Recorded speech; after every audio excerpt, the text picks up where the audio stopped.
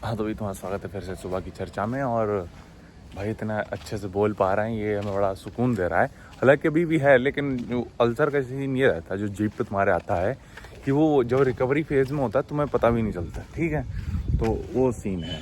बाकी तुम्हें अपडेट दे दें, अभी हमने वेट चेक किया है जो कि है अभी 90 किलो। हालांकि जो हमारा रेफरेंस पॉइंट है वो हम पोस्ट कार्डियो कंसिडर करते हैं। पोस्ट कार्डियो रेफरेंस पॉइंट का मतलब ये है कि जब हम डेली वेट अपना मेजर करते हैं वो पोस्ट कार्डियो हम करते हैं, लेकिन देख लेते हैं एक बार नज़र उठा के भी कि उठने के बाद कितना है। तो आज वो 90 किलो है, कल ये था 90.6 के आसपास।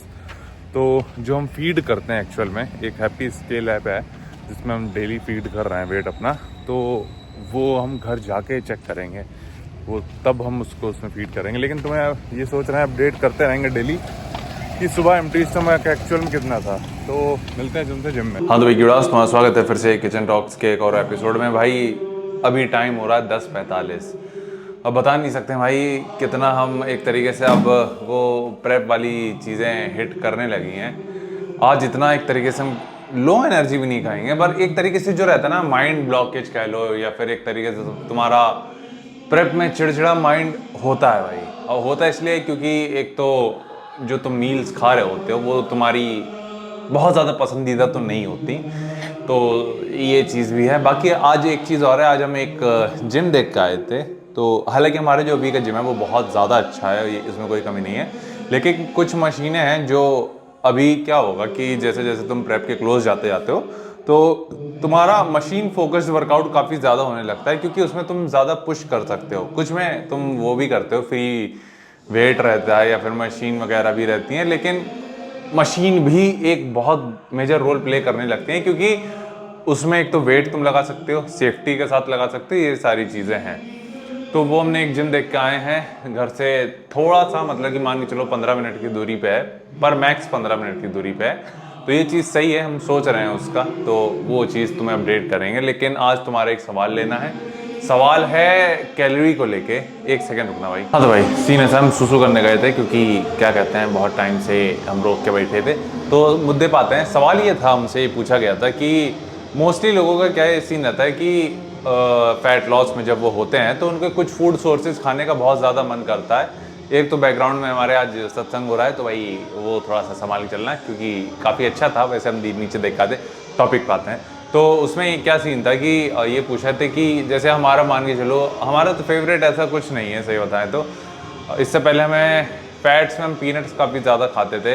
तो कुछ लोगों के स्पेशल कुछ फूड सोर्सेज होते हैं जो उन्हें काफ़ी ज़्यादा खाना पसंद होता है, लेकिन वो काफ़ी कैलोरी डेंस फूड होते हैं। जैसे पीनट बटर हुआ, या फिर मान के चलो घी हुआ, बटर हुआ, चीज़ हुआ। चीज़ भी आई थिंक हाई कैलोरी रहता है, प्लस तुम्हारे जितने भी ड्राई फ्रूट्स होते हैं वो, या फिर थोड़े से तुम कार्ब में भी जाओगे तो वो थोड़ा सा कम अमाउंट में या फिर कम क्वांटिटी में काफ़ी डिसेंट कैलोरीज ऐड करते हैं। और वो तुम्हें ऐसा भी नहीं होगा कि प्रोटीन की तरह तुम्हें फुल फील कराएंगे। तो इसका एक उपाय और फिर एक प्रेप को लेकर और एक जनरलाइज दोनों सोल्यूशन तुम्हें बताते हैं। प्रेप में क्या हो सकता है कि तब तुम्हारे पास कोई चॉइस नहीं होती। प्रेप में तुम इफ़ और बट नहीं लगा सकते। जैसे अभी हम अपना एग्जाम्पल दें कि अभी हमें करीब 272 ग्राम प्रोटीन लेना था, और हमारी डाइट में अभी बनना था 2400 कैलोरीज पे, 2400 से 2500 कैलोरीज पे 255 ग्राम प्रोटीन। तो उन आगे के करीब कितने 10 और करीब 17 ग्राम प्रोटीन को ऐड करने के लिए हमें काफ़ी ज़्यादा सोचना पड़ा था कि हम किस फूड सोर्स से ऐड करें ताकि हमारी कैलोरीज भी कम से कम ऐड हों और उतना प्रोटीन मिल जाए। तो इतना तुम्हें प्रेप में सोचना पड़ता है चीज़ों को लेकर और फूड सोर्सेज को लेके। तब तुम कोशिश ये करते हो कि कैलोरी डेंस फूड की तरफ कम से कम जाओ। अभी कैलोरी डेंस पे जाएं, हमारे कौन से फूड सोर्सेज हैं? एक तो है 20 ग्राम पीनट बटर और 20 ग्राम आलमंड और करीब 10 ml तेल, उससे कम ही रहता है।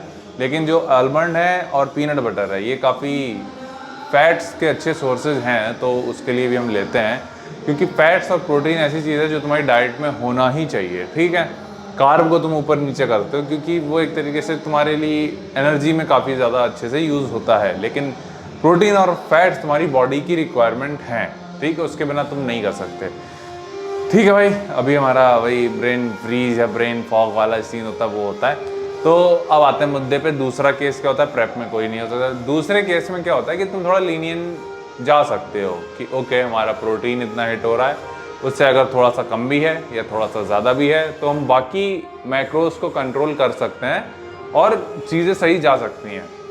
या फिर तुम क्योंकि ज़्यादा खाओगे तुम ज़्यादा बर्न भी कर सकते हो।